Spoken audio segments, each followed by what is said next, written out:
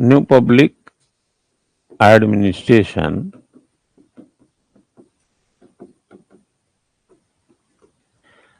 हमने फिर वहीं वापस चलेंगे थोड़ा देर। जब हमने पब्लिक एडमिनिस्ट्रेशन की हिस्ट्री पढ़ा रहे थे तब आपको हमने 2, 3, 4, 5 एक हमने बताया होगा 1887 टू 1926 जब पब्लिक एडमिनिस्ट्रेशन को अलग किया गया। एक 1926 टू 27 कर सकते हैं, 1937 की बात थी। एक 1938 टू 1947, एक 1948 टू 1970 और एक हमने 1971 के बाद बताया था। यहाँ पर हमने बताया था कि पब्लिक एक्ट सेपरेट हो गया। यहाँ हमने उसकी थ्योरीज की बात की थी, यहाँ बिहेवियर की बात की थी, यहाँ क्राइसिस की बात की थी, उसके बाद यहाँ न्यू पब्लिक एडमिनिस्ट्रेशन एनपीए की बात की थी। ठीक है। अब इस बीच में बहुत सारी चीजें बदली हैं, जैसे 1950s के टाइम में एशिया, अफ्रीका और लैटिन अमेरिका के कंट्री जो आजाद हुए उनके एडमिनिस्ट्रेटिव जो चुनौतियां आई मॉडलीकरण की, जिसकी चर्चा कर रहे थे, जिसमें एक तो सीपीए का फॉर्म समझ में आता है, कंपैरेटिव पब्लिक एडमिनिस्ट्रेशन, और एक डेवलपमेंट एडमिनिस्ट्रेशन, जिसका क्रू पॉइंट आप समझ चुके हैं। ठीक है ना। अगर आप डेवलपमेंट एडमिनिस्ट्रेशन चाहते हैं तो आप जो ट्रेडिशनल एडमिनिस्ट्रेशन है उससे कुछ अलग करेंगे, लेकिन ट्रेडिशनल एडमिनिस्ट्रेशन के बगैर डेवलपमेंट एडमिनिस्ट्रेशन नहीं मिलेगा, क्योंकि ये भी बता चुके हैं कि एक दूसरे के ये पूरक है। ठीक है ना। तो हम आएंगे इस चरण में, न्यू पब्लिक एडमिनिस्ट्रेशन, हेडिंग बनाओ, new public administration.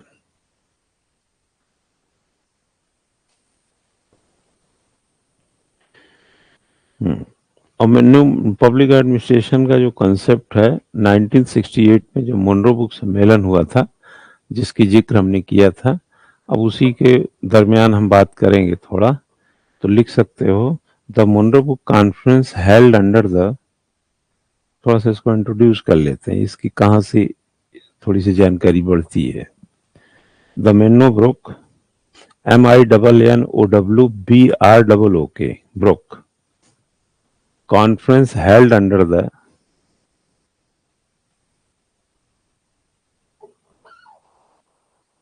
patronage, patronage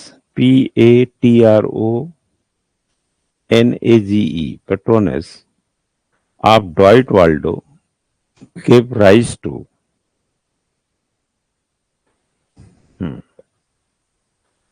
new public administration पढ़ा रहे हैं। ठीक है, हेडिंग बनाओ न्यू पब्लिक एडमिनिस्ट्रेशन का, और अभी एक पहली लाइन ही लिखा रहा हूं, the Minnowbrook conference held under the patronage of Dwight Waldo give rise to new public administration in the late 1960s। ये लिखने का तरीका है।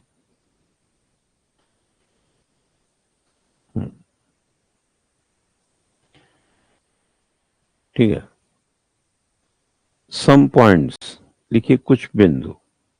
First, the Honey report of higher education, 1966 में हनी रिपोर्ट आई थी। जॉन सी हनी उसका पूरा नाम है। ये सिराकुज यूनिवर्सिटी का पॉलिटिकल साइंस का प्रोफेसर था। जब पब्लिक एडमिनिस्ट्रेशन क्राइसिस में गया तो इससे कहा गया कि आप पता करके बताइए कि ऐसी हसर क्यों हुआ। तो जॉन सी हनी ने रिपोर्ट दिया, और ये रिपोर्ट है 1966 की।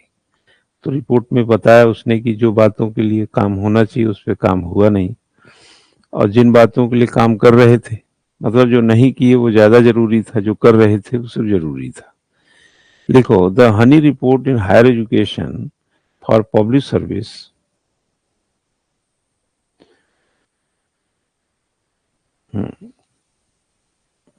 submitted in 96, 97, 96, 7, 1966, 67 in the USA। हम दोनों इसलिए लिखा रहे हैं, एक में उसका गठन किया गया, दूसरे में 66 आप कहते रिपोर्ट दिया था। The Philadelphia conference on the theory, दूसरा पॉइंट क्या है, न्यू पब्लिक एडमिनिस्ट्रेशन का जो कैसे रेज हुआ है, कैसे आया हमारे सामने, तो उसी की कहानी बताएं, फ्लैशबैक में जा रहे हैं। ठीक है। The Philadelphia conference on the theory and practice of public administration, Philadelphia में एक सम्मेलन हुआ था 1967 में, और मैंने आप लोगों को बताया होगा कि ये फिलाडेल्फिया का सम्मेलन थोड़ा बुजुर्गों का सम्मेलन था। इसमें आमतौर पे औसत एज ज्यादा लोगों की थी।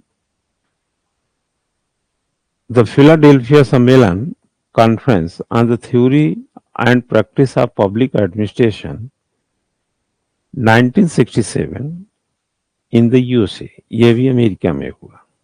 अमेरिका के फिलाडेल्फिया शहर में जगह पे ये चीज हुआ। तीसरा है the Minnowbrook conference, the Minnowbrook conference, यह भी एक साल के बाद हुआ 1970। दोनों में का अंतर यह है कि फिलाडेल्फिया सम्मेलन में औसतन एज के ज्यादा लोग थे, 70 साल तक के भी लोग थे, लेकिन मनरो बुक सम्मेलन में औसतन एज 30-35 साल के ऐसे लोग थे। कहने का मतलब ये युवाओं का सम्मेलन था, वो बुजुर्गों का था। एक को आप कह सकते हैं कि बुद्धिजीवियों का था, एक को सीखने वालों का था। एक के सामने क्वेश्चन था कि पब्लिक एडमिनिस्ट्रेशन से हमको क्या मिलेगा, और एक के सामने क्वेश्चन था कि पब्लिक एड हम क्यों सिखा रहे हैं। ठीक है। तो पब्लिक क्या लिखा था, Minnowbrook conference 1968 in the USA, सब अमेरिका में ही चलेगा। आगे लिखो publication of toward a new public administration,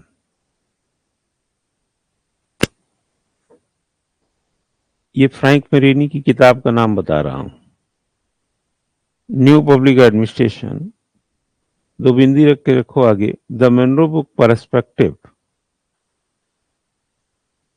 the Minnowbrook perspective, ये फ्रैंक मेरेनी ने जो कॉन्फ्रेंस में हुआ उससे जुड़ी हुई एक किताब लिखी उसने, एडिटेड बाय फ्रैंक मेरेनी 1971। उस घटना का इसमें उद्धरण है। ठीक है, वो घटनाएं इसमें मिलेंगी आपको। और लास्ट लिखेगा publication of administration, publication of public administration in a time of turbulence. ठीक है, इसी समय की एक किताब और आती है, इसको बोलेंगे उथल पुथल के काल में लोक प्रशासन, उस पर एक किताब है जिसको एडिटेड बाय लिख लीजिएगा डॉयट वाल्डो 1971। ठीक है ना।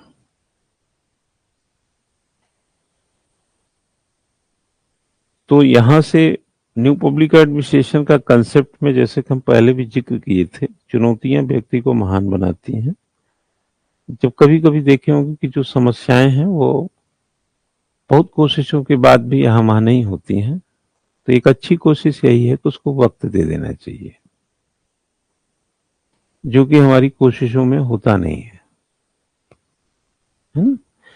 कभी कभी हम बड़ी समस्याओं में उलझते हैं, तो हमको लगता है कि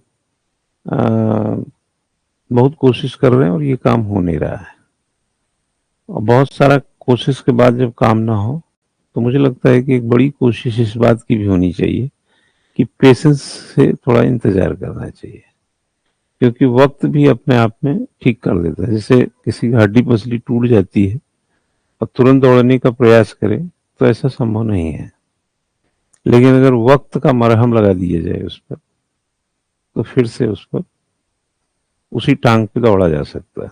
अगर इसका ठीक एग्जाम्पल देखना हो हालिया, तो जो ऋषभ पंत था, वो एक एक्सीडेंट के बाद जब सालों बैसाखी के सहारे कभी हॉस्पिटल में कभी घर में और ऐसे लेटा बैठा रहा, आज आप उसी को देखिए तो शतक बना रहा है। ये सब वक्त का मरहम ही होता है, इंतजार करना पड़ेगा।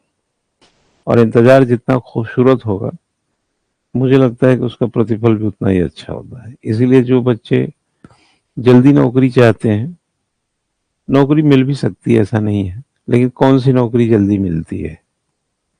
जल्दी नौकरी या तो किसी रेस्तरा में कढ़ाई धोने की मिल सकती है, जल्दी नौकरी किसी कॉल सेंटर में मिल सकती है, जल्दी नौकरी सी फोर्थ ग्रेड की नौकरी मिल सकती है। मतलब जिसमें बहुत ज्यादा संगठन को जोखिम ना लेना हो, वही नौकरी जल्दी की रखता है।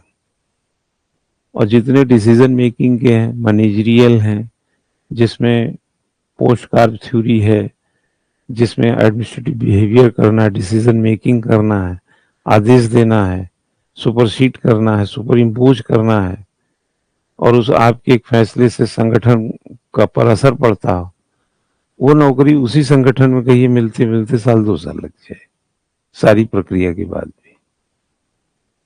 तो हमेशा बड़ी नौकरी और अच्छी नौकरी थोड़ा वक्त लेती है। सिविल सर्विसेज भी इसी पैटर्न पे चलता है, ठीक है ना।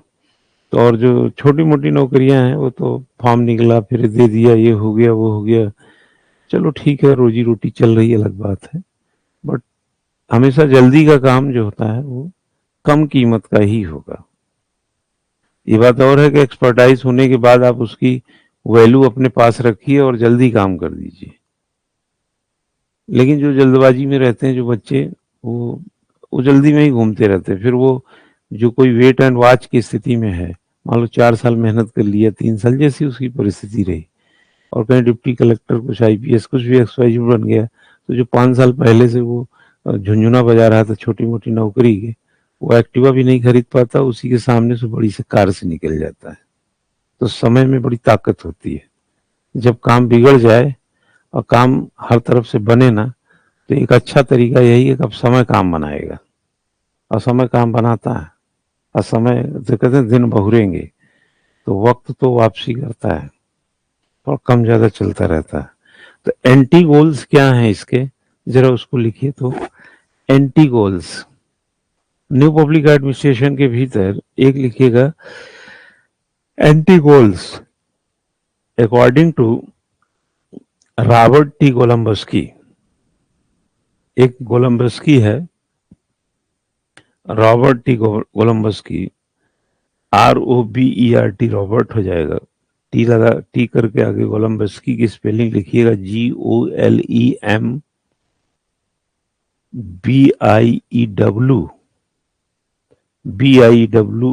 GOLEMBIEWSKI, कोलंबस्की एक विचारक है।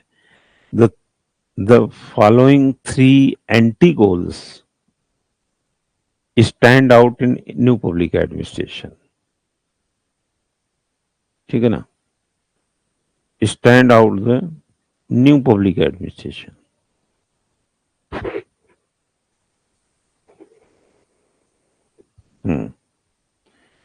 पहला लिखिएगा, it's literature is anti positivist.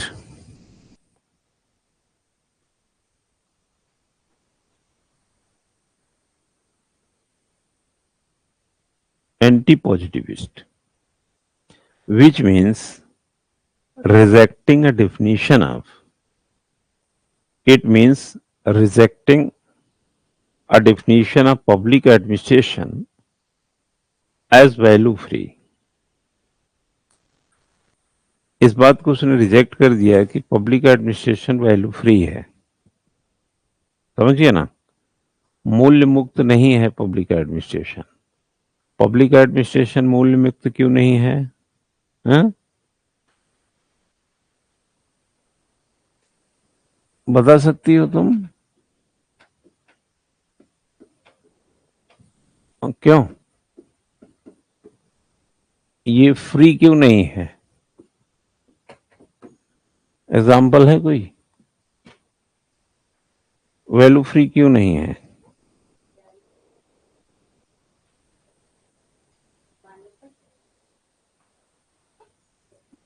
बताओ क्या है, बताया हूं मैं। तुम लोग बताओ, वैल्यू का मतलब क्या है, मूल्य का? वैल्यू फ्री नहीं है मतलब कैसे? जबान हमारी घिस गई है वैल्यू बताते बताते। चाहे हम गवर्नेंस पढ़ा रहे थे तब, चाहे आप पब्लिक एड पढ़ाए तब। क्या है? जब की पॉइंट पे ही नहीं समझ में आएगा तो क्या खाक पढ़ोगी? यही तो की पॉइंट होते हैं। अब वैल्यू को डेरिवेट करना मान लो एक लाइन में हो तभी तो एग्जामिनर।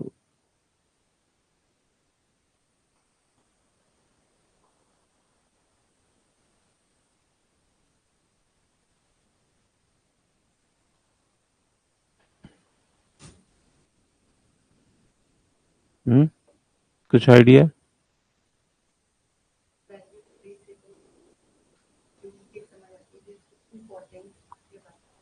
ना, गलत बात है। इंपॉर्टेंस का कोई मतलब ही नहीं। उसका की पॉइंट क्या है ना, जिससे कहा जाए ताला है, इसका मतलब ये थोड़ी है कि घर सुरक्षित है, चोर तोड़ दिया।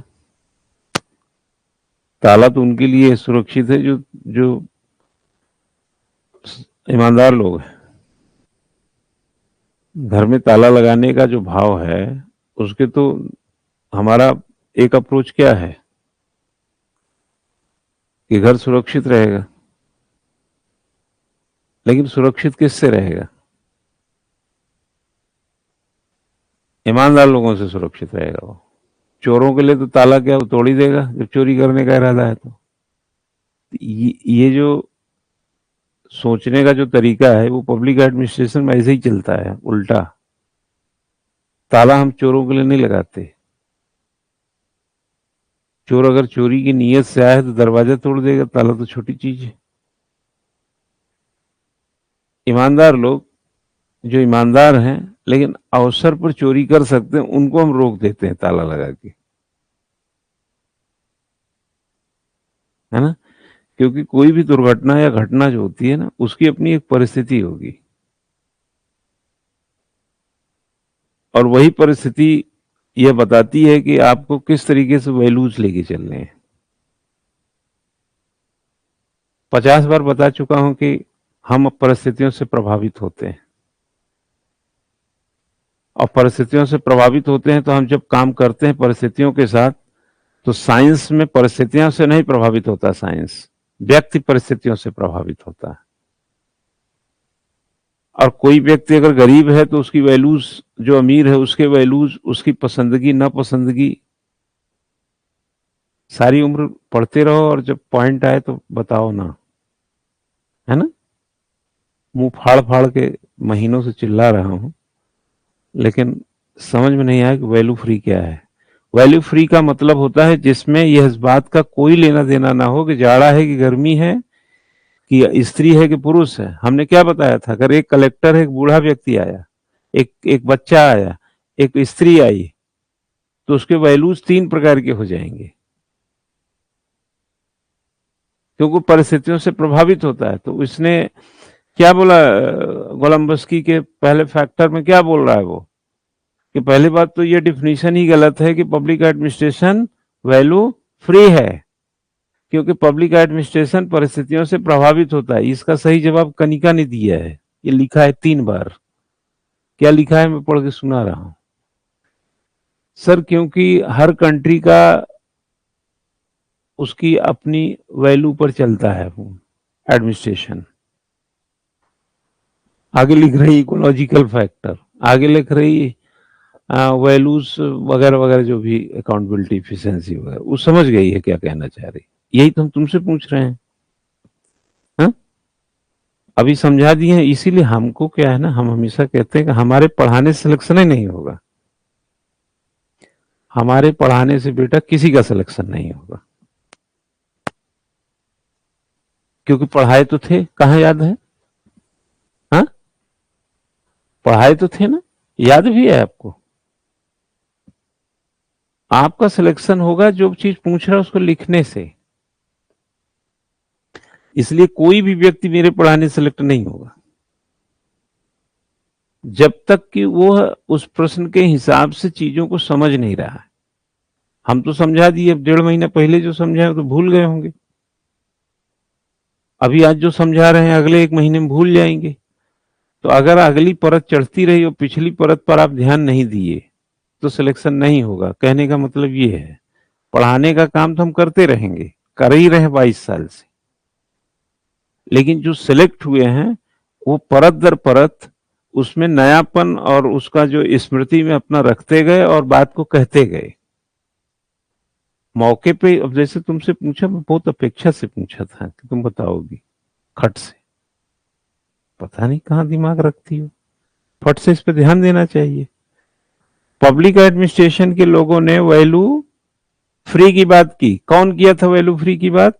कनिका तुम बताओ कौन किया था, कब किस पीरियड में हमने वैल्यू फ्री की बात की थी? हाँ बताओ बेटा, वैल्यू फ्री की बात हम किस परिस्थिति में किए थे? आइडिया है नहीं?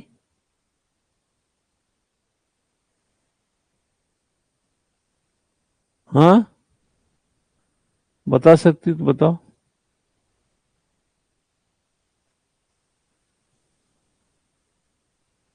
हाँ गुड, तुम बताओ, लिख दिया उसने।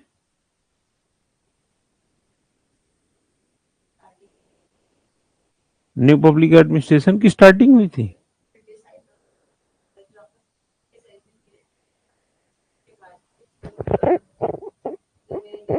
नहीं नहीं तुम बताओ कौन सा, टाइम बताओ, टाइम उससे आइडिया आ जाएगा।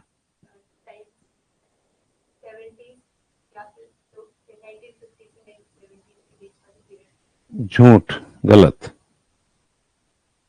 वो तो क्राइसिस पीरियड था, वो तो पब्लिक एड क्राइसिस में गया था, वो सही लिख रही है। सिद्धांतवादियों के युग में 1927 टू 1937 इसके बीच में सिद्धांत बना रहे थे, तो पब्लिक एड को वैल्यू फ्री मान रहे थे, क्योंकि विज्ञान अगर बनाएंगे तो वैल्यू फ्री करेंगे इसको। सब लिखाया हूं तुम लोगों को, सारी चीज लिखाया हूं, उल्टा पुल्टा जोड़ रही हो।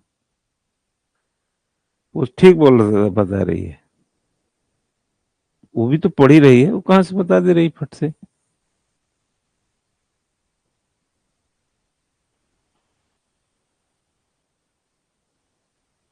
हम्म, Willoughby Urwick, Henri Fayol, Mooney Reiley, ये सब कहानी नहीं बताएं? Paper on the science of public administration आ रहा है ना दिमाग में, लेकिन होगा नहीं सिलेक्शन ऐसे। जब हम बताएंगे तब याद आएगा, तब तो वहां कोई खड़ा ही नहीं रहेगा ना, एग्जामिनर थोड़ी बताएगा। इसको क्रमबद्ध तरीके से जान लड़ाकर शरीर को दुबला पतला करके खाना कम खा के जुट जा, नहीं 25 नहीं 75 आ जाएगा, होगा नहीं सिलेक्शन। ऐसे नहीं चलता, हम लोग ऐसे विद्यार्थी नहीं थे। अब तक हमारे नदीम हसनैन होते तो डस्टर से खींच के मारते, डस्टर रखते तो जोर से मारते हैं। साला गला फाड़ फाड़ के तुमको समझाया, तुमको समझ में नहीं आ रही मेरी बात? और चले हो बाबूजी कलेक्टर बन के आएंगे वापस घर से, हाँ पैसा बर्बाद कर रहे हो उनका, ऐसे डांटते थे। हाँ गेहूं बेच के तुमको फीस दिए होंगे और तुमको 3 दिन से समझा रहा हूं भैया बाबू करके, और एक बार भी जाकर रिवीजन नहीं करते हो, लिखते नहीं हो तुम लोग, ऐसे डांटते थे। अब मेरे कहने पे तो सब याद आएगा, मेरे कहने पे तो वो भी याद आएगा जो जो हमने पढ़ाया ही नहीं है। हमारे पढ़ाने के बाद तो सब सरल ही लगेगा, क्या बात कर रही हो? अभी तक जितना हम चीजें पढ़ाते हैं, पढ़ाने के बाद तो आपको इजी ही लगता है, लेकिन वो कठिन है। कठिन इसलिए है कि टिकता नहीं है। नल खोलेंगे तो पानी गिरेगा, ये तो नल की फिलॉसफी ही है, लेकिन पानी गिर कहाँ रहा है?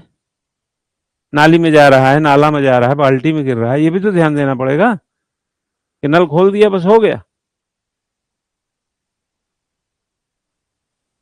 अगर अब हम जो न्यू पब्लिक एड बता रहे हैं, अगर उसकी कनेक्टिविटी पीछे से नहीं कर रहे, तो हमको बार बार तुम लोग वहीं ले जा रहे हो ना, खड़ा कर रहे हो कि फिर से बताओ फिर से बताओ। जैसे हम बता रहे हैं याद आ रहा है, याद तो आ रहा है, लेकिन स्वयं से याद करो। इसीलिए मैं बोल रहा हूं मेरे पढ़ाने से सिलेक्शन नहीं होगा, अपनी मेहनत से सिलेक्शन होगा। आप सिलेक्ट हो जाना, मेरे को मत बोलना कि सर ने पढ़ाया, कोई बात नहीं चलेगा, लेकिन अपनी मेहनत तो करो पहले। अब हम पढ़ा रहे हैं कि वैल्यू फ्री, तो उसको तुम जोड़ ही नहीं पा रहे हो कि जब वो सिद्धांतवादियों ने 1927 टू 37 में कहा कि ये paper on the science of public administration, जब बीएससी कराएंगे पब्लिक एडमिनिस्ट्रेशन में तो उसमें वैल्यू डालेंगे ह्यूमैनिटीज की तरह। बीएससी लिखे ही हैं आपने इसीलिए। बोर्डो विल्सन ने 1887 में पब्लिक एडमिनिस्ट्रेशन को क्या बोला, एडमिनिस्ट्रेशन इज ए साइंस। तो साइंस में वैल्यू कहां होता है? न्यूटन के नियम में वैल्यू होता है। इस बटन को बच्चा दबाए या बूढ़ा दबाए, उसका मतलब है कि बटन दबाएंगे तो पंखा चल जाएगा, उसको वैल्यू से लेना देना नहीं है।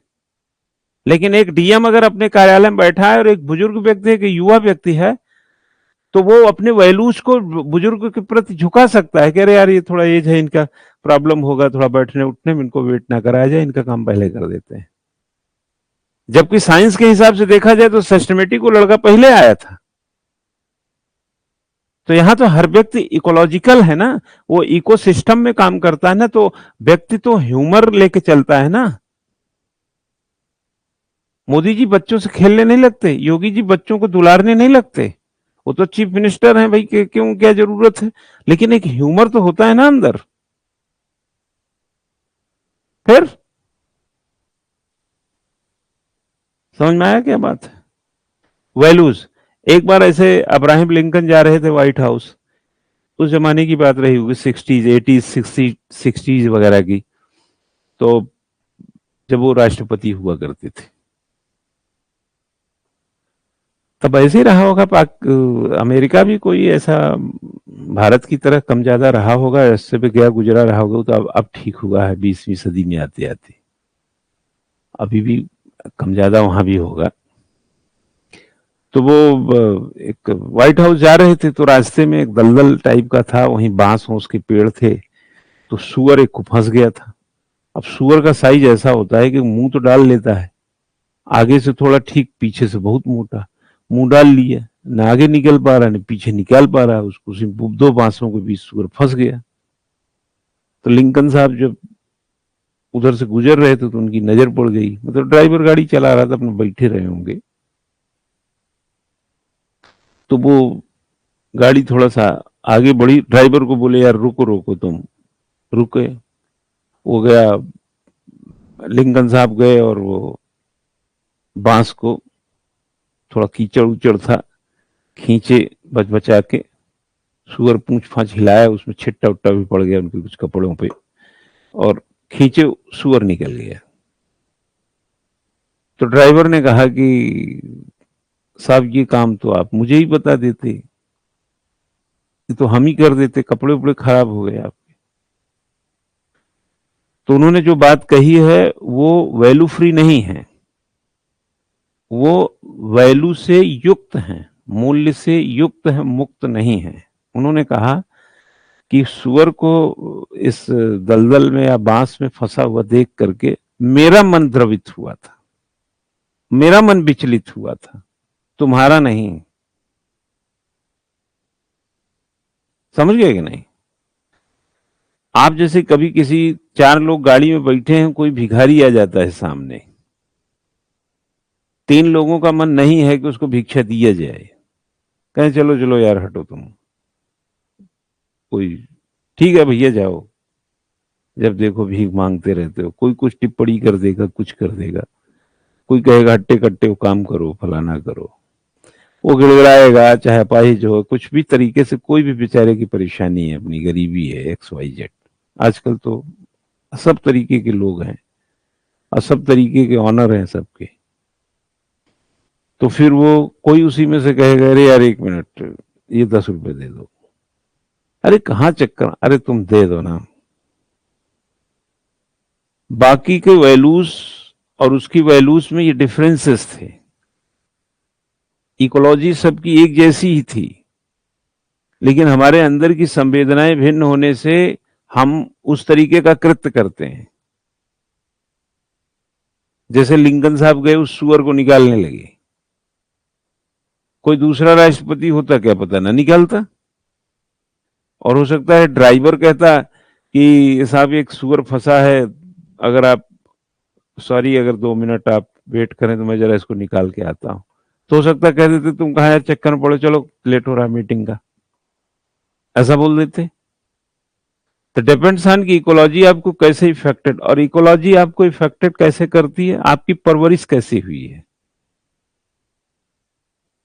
क्या समझे, क्यों लोग अच्छा शहर खोजते हैं, अच्छा मोहल्ला खोजते हैं, चौड़ी सड़कें खोजते हैं, रहन सहन अच्छा हो जहाँ।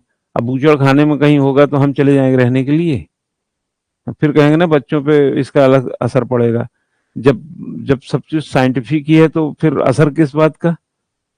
हाँ, मोबाइल चाहे आप जंगल में लेके चले जाए, चाहे पहाड़ पे लेके चले जाए, उसका काम बात कराना कराएगा। उससे किस बात का इफेक्टेड कि नहीं नहीं हम जंगल में, हम तुमसे बात नहीं कराएंगे, सिग्नल उंगनल आ रहा तो बात ही करा देगा। किसी का भी फोन आए, हम तो कहते हैं यही फोन पे किसी के मरने की भी सूचना आती, इसी को फोन पे किसी के पैदा होने की सूचना आती, इसी फोन से इस बात की जानकारी मिलती है कि हम हमारा रिजल्ट ठीक नहीं है, इसी फोन से पता चलता है कि हम पास हो गए। यही फोन हमारी लाइफ को बनाता भी, यही फोन हमारी लाइफ में जो प्रॉब्लम्स है उसको भी बताता है।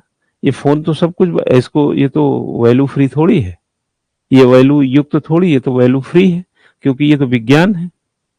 आप बटन दो का दबाएंगे तो दो ही दबेगा, ऐसे नहीं है कि पिताजी दबा रहे हैं तो दो दब रहा है, माँ दबा रही तो तीन दब रहा है, आप दबा रहे हैं तो चार दब रहा है, इतना ये कंसीडर करके नहीं चलता है। लेकिन जिंदगी में दो का दो, 2+2 4 नहीं होते, किसी किसी के लिए 2+2 5 भी होते, किसी के 6 भी होते, क्योंकि वहां पे वैल्यूज किसका कैसा है। अब इतनी हमने कहानी बता दी है ना, लेकिन मैं दावे से बता रहा हूं 1 महीने बाद फिर गोल्ड मिलेगा ये। कारण है कि तुम रिवर्स गियर नहीं लगा रहे हो, तुम लोग पढ़ते ही नहीं हो, मेरे को तो पूरा भरोसा है कि पढ़ाई नहीं करते हो। और ये भरोसा तब होगा जब क्लास में कभी क्वेश्चन पूछा गया कुछ जवाब भी दो। भाई अगर भरोसे की कोई चीज बढ़ानी है, जैसे एक बैंक में आदमी जाता है और पैसा लेके भाग जाता है, तो दूसरी बार हम उसको पैसा जमा करने के लिए देंगे? नहीं देंगे। अब वो बार बार कहेगा साहब मुझ पे भरोसा कीजिए, मैंने कहा नहीं यार तुम पे भरोसा नहीं है, तुम पिछली बार 10,000 लेके गए, तुम भाग गए, और तुम तो थोड़े रिलेटिव में आते हो, मैं तुमको थोड़ा वैल्यू देता हूँ, नहीं तो इतना डंडियाता लठियाता तुमको समझ में आ जाता, तो तुम यहाँ खड़े रहते मेरे सामने। आइंदा ध्यान रखना, ये सब काम तुमसे नहीं कराऊंगा मैं। भरोसा जीतते जीतते उसको लग जाते 2-4 साल, जबकि वो परिस्थिति अलग थी एक, वो पैसा दे दिया बट उस दिन नहीं जमा किया था, 2-4 दिन में वापस कर दिया, तभी तो नौकरी पे है, भाग जाता तो थोड़ी ना था। लेकिन भरोसा खो दिया। तो जब हम कुछ पूछते हैं आप लोग बताते नहीं हैं, तो मेरा जो ईमानदारी से बताएं, मेरा भरोसा और मजबूत करते हैं कि अब आप और दिक्कत में जा रहे हैं, क्योंकि जितना पढ़ते जाएंगे दिक्कत उतनी बढ़ती जाएगी, ध्यान रखिएगा। लोगों को लगता है कि पढ़ने से समस्या हल होगी, मैं बता रहा हूं पढ़ने से समस्या बढ़ती जाएगी, क्योंकि पढ़ाई बढ़ती जाएगी, स्मृति को बढ़ाना पड़ेगा, कंसंट्रेशन को बढ़ाना पड़ेगा। अभी तो एक ही बताया हूं, दूसरा लिखो, rejecting a rationalist, rejecting a rationalist and perhaps determinist view of humankind।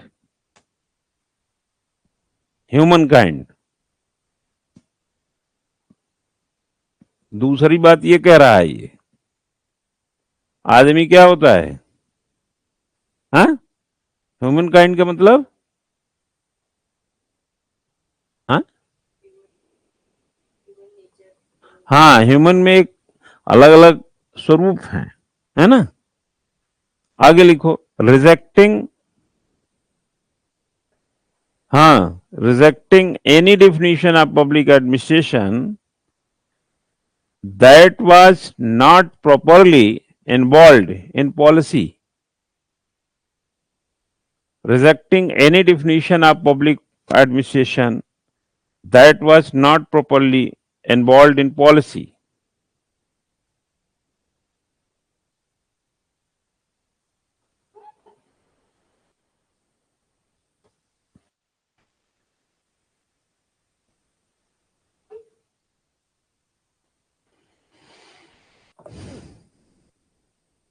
इसका 3 बिंदु लिख लिए।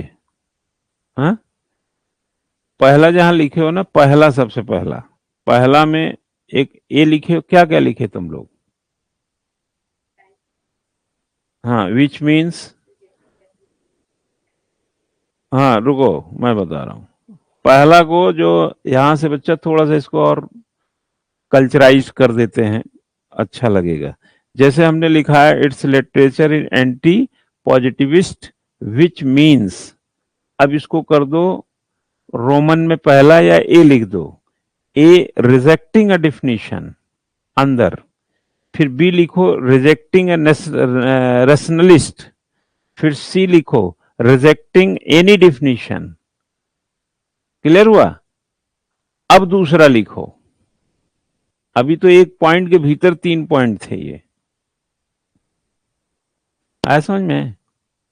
एक पॉइंट के भीतर 3 पॉइंट थे। दूसरा लिखो it is anti technical, it is anti technical, that is it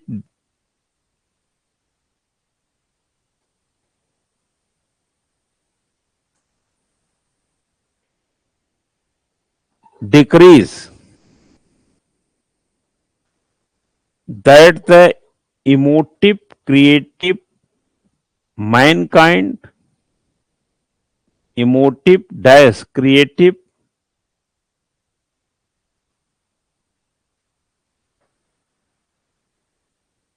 sir first का 3rd पॉइंट समझ नहीं आया। क्या क्या समझ में नहीं आया बेटा? पहला तो उसने रिजेक्ट कर दिया कि वैल्यू फ्री नहीं है, ये पब्लिक एडमिनिस्ट्रेशन कहता है वैल्यू फ्री है, न्यू पब्लिक एडमिनिस्ट्रेशन ने इसको रिजेक्ट किया। कह रहा है रिजेक्टिंग डिफिनीशन पब्लिक, और फिर कह रहा है rejecting rationalist and perhaps determinates view human kinds. क्या समझे? एक प्रकार से उसने रेशनलिस्ट का मतलब यहां तो विचारशीलता, विवेकशीलता है ना, रेशनल का मतलब यहाँ विचारशीलता। तो rejecting rationalist as per haves determinant view of human kinds, क्या मतलब निकला इसका? तुम बताओ, क्या समझी इसको?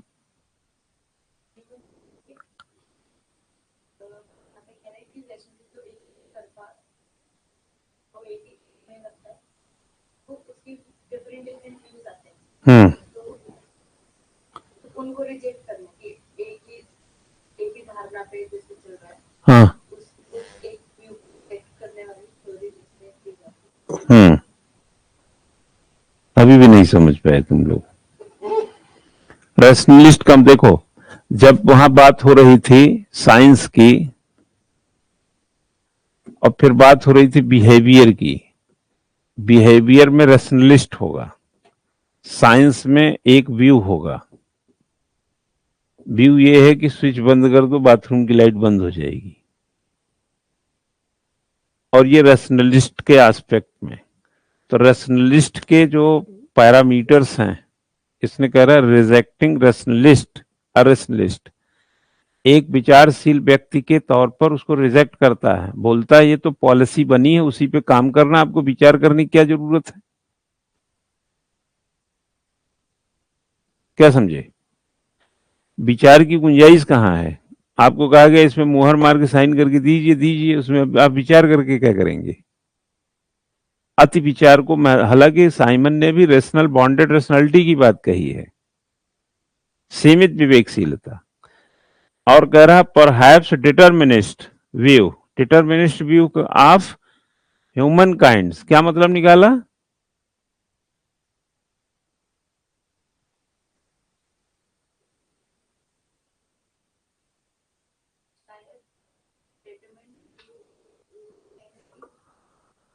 तुम लोगों को अंग्रेजी भी तो नहीं आती ठीक से, बताओ उसका अर्थ क्या निकाले? ज्यादा अंग्रेजी पढ़ा तो तब भी दिक्कत। सेकंड का एग्जाम्पल है, कुछ लोग हरासमेंट करते हैं, कुछ लोग उसके अगेंस्ट पॉलिसी बनाते हैं। हम सारे ह्यूमन को रैशनलिस्ट व्यू के साथ देख सकते हैं। सब नेचर, ये सही समझ रही है, इसका समझने का लेवल सही है। अरे आदमी भिन्न भिन्न होता है कि नहीं? हाँ, आदमी भिन्न होता है। तो जैसे हमने बोला कि 4 लोग बैठे थे तो एक आदमी ने क्या किया, तो एक जैसा कहां बनता है विचार? एक जैसा विचार कहां बनता है? एक जैसी सोच कहां आती है? तो वो बोला कि आप अगर आप ये सब कर रहे हैं तो ये है क्या इसमें? देहरादून का डीएम जो सोचता है वही दूसरा डीएम आके सोचता है क्या? फिर तो तुम समझ तो रही, तो तुमको क्या दिक्कत आ गई? तो तीसरा है rejecting any definition of public administration that was properly involve in policy, not involve in policy. क्योंकि वो इसलिए बोलता है क्योंकि पब्लिक एडमिनिस्ट्रेशन और पॉलिटिकल साइंस को अलग मानता ही नहीं है। अगर आप ये सोच रहे हैं कि पब्लिक एडमिनिस्ट्रेशन अलग है और पॉलिसी से कोई लेना देना नहीं है तो आप गलत हैं। और पहला ही है ये। पहला क्या बताया था? 1887 टू 1926 आपने क्या किया? पहला काम पॉलिटिकल साइंस से पब्लिक एडमिनिस्ट्रेशन को अलग किया। ये कहता है ये अलग नहीं हो सकता। कह रहा है कि that was not properly involve in the policy.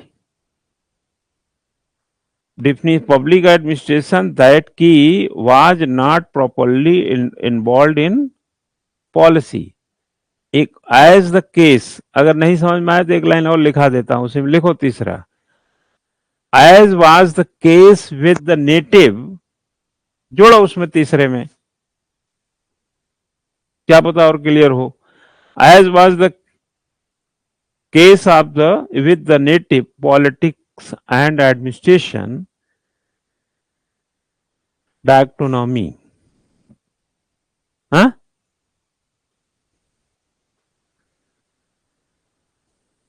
पढ़ो समझ में आ जाएगा।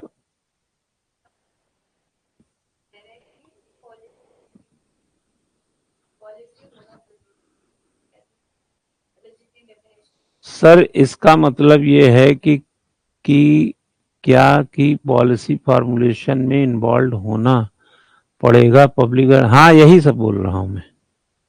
आप पॉलिसी से अलग नहीं जा सकते। न्यू पब्लिक एडमिनिस्ट्रेशन का की पॉइंट है कि यह विज्ञान नहीं है, वैल्यू फ्री नहीं है। उसका की पॉइंट है कि यह पॉलिटिकल साइंस से अलग नहीं है।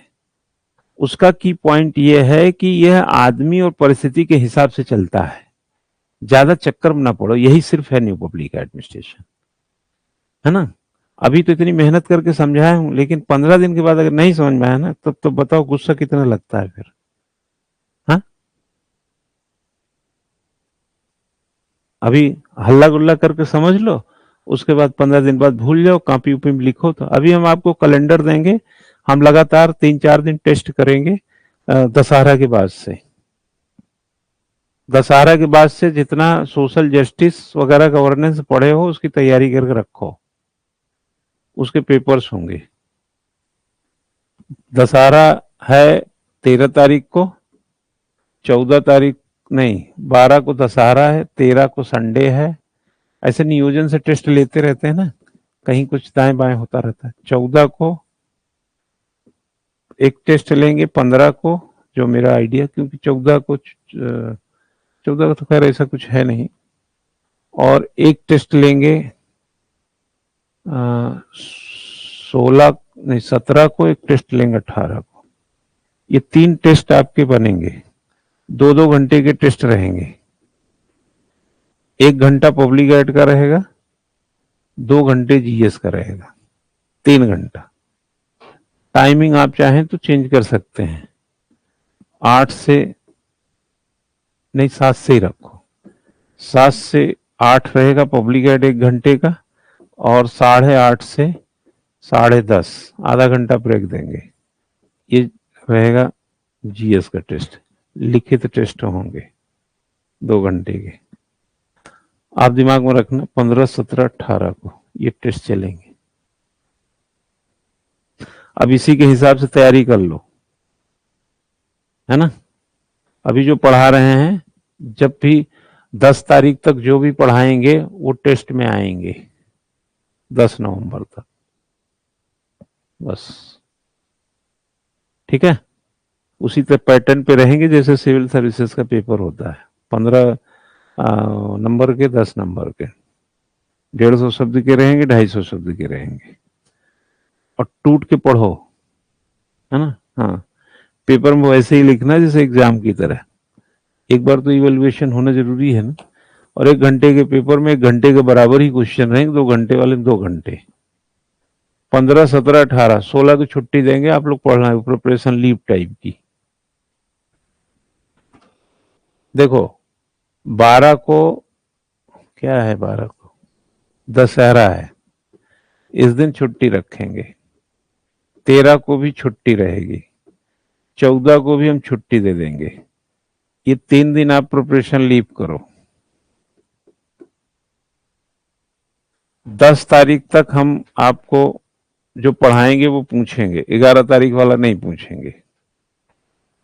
उसके बाद 15 को दोनों टेस्ट रहेंगे, 17 को, 16 को छुट्टी दे रहे हैं, आप प्रिपरेशन लीव करो, टेस्ट रहेंगे, और 18 को टेस्ट रहेंगे, फिर 19 से क्लास रहेगी।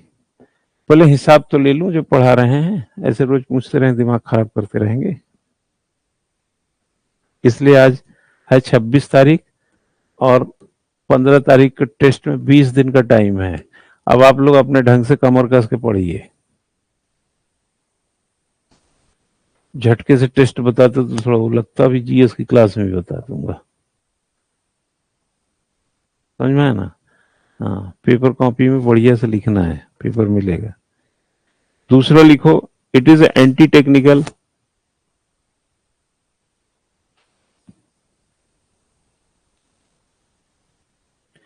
एमसीक्यू नहीं लेंगे बेटा, आंसर राइटिंग, एमसीक्यू बाद में करेंगे, अभी तो आपको लिखना सीखना पड़ेगा ना। एमसीक्यू तो आसान होता है, तो हो ही जाता है। हाँ, अब पब्लिक गाइड तो मेंस ही के होंगे, जीएस वाले भी है, जो सोशल जस्टिस उसे मेंस के ही हैं। अभी तो हम मेंस ही लेंगे, फरवरी के पहले हम कुछ नहीं करेंगे प्री का। टेस्ट प्री का बीच में ले सकते हैं, बट मतलब घनघोर बारिश होगी फरवरी के बाद प्री की, अभी नहीं। अभी मेंस तैयार करो, क्या करोगे प्री करके? प्री तो बेटा इस वो है सिटी स्कैन, जो इलाज दवाई ना काम होता ना कुछ होता, वो डॉक्टर देख कर रख देता है, बस सिटी स्कैन। और इसीलिए वो क्या है, सिटी स्कैन करके छोड़ देता है। छांटने की, धूर्थों को छांटने की परीक्षा प्रारंभिक परीक्षा होती है। कुछ धूर्त मक्कार होते हैं जो फॉर्म भर देते हैं, पढ़ते नहीं, उनको छांटने के लिए बनाया गया था। ठीक है, चलो, इट इज एंटी टेक्निकल, यह तकनीक के विरुद्ध है। That is it decrease that the emotive creative mankind in being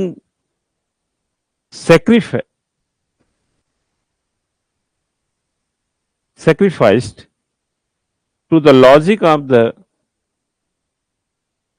machine and the system. Machine and the system easy सा है, समझ में आ गया होगा।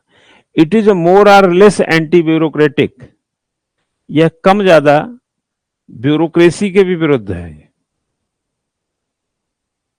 एंड थर्ड है ये, इट इज मोर और less anti bureaucratic and anti hierarchical. Anti hierarchical, यह पद सोपान के और ब्यूरोक्रेसी के भी विरुद्ध है, क्योंकि ब्यूरोक्रेसी में कुछ काम होता नहीं ठीक से, सिविल सर्विसेज में होता है, ब्यूरोक्रेसी में नहीं। वो अंग्रेजों की देन थी, वो राजा बाबू थे। और एंटी हायरार्किकल है ना, के भी विरुद्ध आ जाइए, एंटी हायरार्किकल के विरुद्ध भी है ये। ठीक है, तो ये इसका जो पूरा कंसिस्टेंसी है वो ये है कि अगर कोई भी, जैसे ब्यूरोक्रेसी में मैक्स वेबर एक अलग, आगे थिंकर में है एक अलग से, उसने 10 सिग्निफिकेंस बताए थे इसके। 10 सिग्निफिकेंस में अगर जाएंगे तो वह एक प्रकार से सिस्टम के लिए ठीक था पर पब्लिक के लिए ठीक नहीं था। तो चूंकि पब्लिक के लिए चाहिए, अब 70 जाते आते तो आप थोड़ी ना अंग्रेजों जैसा बर्ताव करेंगे, तो 47 के पहले जो था। तो एंटी ब्यूरोक्रेटिक का मतलब होता है कि कम, हम ये तो नहीं कह सकते कि एंटी ब्यूरोक्रेटिक का आशय एनपीए नॉन ब्यूरोक्रेटाइजेशन कर रहा था, लेकिन नॉन ब्यूरोक्रेटाइजेशन उसी तरीके से चाहिए था हमें जैसे सेंट्रलाइजेशन के एवज में हमें डिसेंट्रलाइजेशन चाहिए था। और आज का भारत जो है नॉन ब्यूरोक्रेटाइजेशन है। अगर हम ब्यूरोक्रेटाइजेशन की बात करेंगे तो इतना डेवलपमेंट नहीं हो सकता, क्योंकि डेवलपमेंट एडमिनिस्ट्रेशन ब्यूरोक्रेटाइजेशन का पार्ट ही नहीं है। ठीक है ना।